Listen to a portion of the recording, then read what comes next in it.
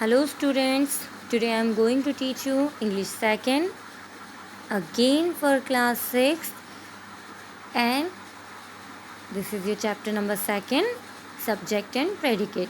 Student chapter number 1 हम last video में कर चुके हैं, इसलिए अब हम आगे बढ़ेंगे.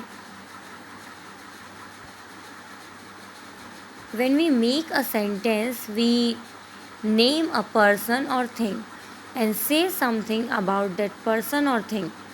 जब भी हम कोई सेंटेंस बनाते हैं तो हम एक किसी व्यक्ति का या किसी वस्तु का नाम लेते हैं, उसके बाद उसके बारे में बात करते हैं. Read the following sentences. अब आपको कुछ सेंटेंस दिए हैं, पहले उनके बारे में पढ़िए.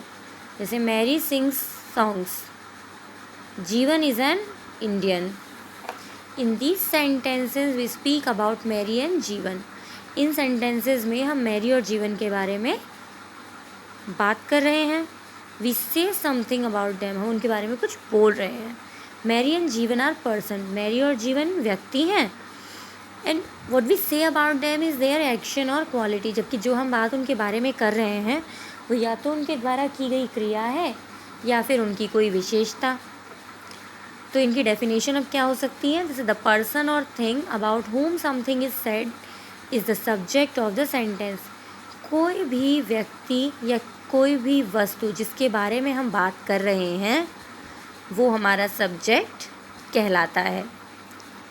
प्रेडिकेट की definition, what we say about the subject is called the predicate of a sentence.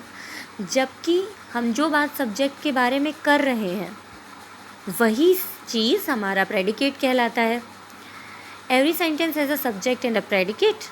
A sentence can be divided into the subject and the predicate. किसी भी सेंटेंस में, हर सेंटेंस में सब्जेक्ट और प्रेडिकेट होता है. आप किसी भी सेंटेंस को दो हिस्सों में डिवाइड कर सकते हो. फर्स्ट है सब्जेक्ट और सेकंड है उसका predicate. Look at the following sentence which are divided in the subject and the predicate. अब जो आपको दिए गए हैं उन सेंटेंस में देखिए जो कि सब्जेक्ट और प्रेडिकेट में डिवाइड कर दिए गए हैं.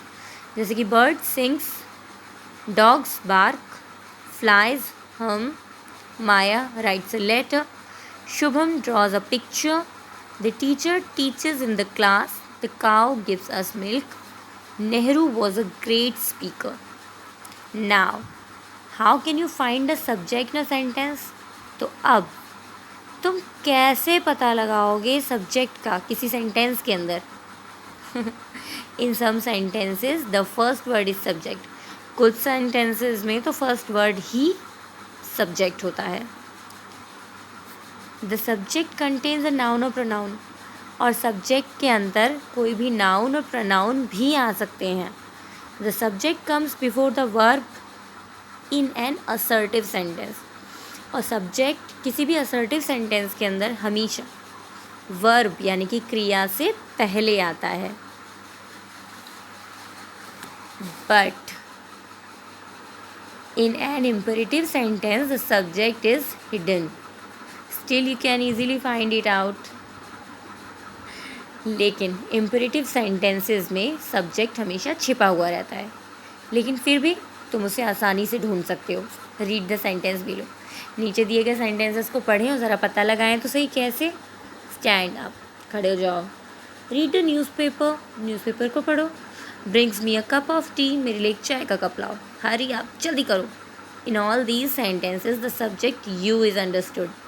और इन सभी सेंटेंस में हमें क्या समझ में आता है कि ये बात सामने वाले से यानी कि सेकंड पर्सन से की जा रही है. तो सेकंड पर्सन क्या है? फर्स्ट पर्सन तो होता है आई और सेकंड पर्सन क्या है? यू. तो जब आपको दिखाई दे रहा है कि यहाँ पे एक कमांड दी जा रही है, ऑर्डर किया जा रहा है या कोई सजेशन दिया जा रहा है, यानी कि इम्परेटिव सेंटेंसेस हैं, तो इसका जो सब्जेक्ट है वो क्या होगा? यू. चलिए अभी हम ज़रा आ जाते हैं हमारी एक्सरसाइज पे. Circle the subject and underline the predicate in each of the following sentence.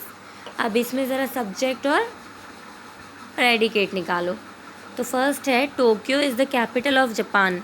Tokyo क्या है? जापान की कैपिटल. तो किसके बारे में बात कर रहे हैं? सब्जेक्ट. ये रहा हमारा सब्जेक्ट और ये क्या है? प्रेडिकेट. क्योंकि टोक्यो, इसके बारे में तो हमने बताया, लेकिन क्या बताया कि वो जापान की कैपिटल है। हियर कम्स द बस, तो हमने क्या कहा था, इसमें नाउन भी हो सकता है और प्रोनाउन भी हो सकता है, और हमेशा सब्जेक्ट वर्ब से पहले आता है।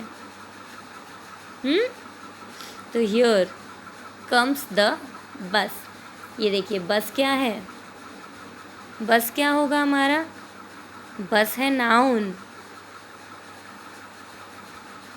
तो ये क्या हुआ, नाउन। अभी हमने आपको पढ़ाया था यहाँ पे, देखिए the subject contains a noun और अ प्रोनाउन, तो यहाँ पर जो नाउन है ये क्या हो गया, सब्जेक्ट, बाकी चीज़ें क्या हो गई हमारी, predicate. The moon goes around the earth, the moon goes around the earth. Than happy is the contented man, happy क्योंकि उसके बारे में बात हो रही है, the contented man is predicate. चलिए अब ये बाकी के जो हैं ये आपको सेल्फ करने हैं।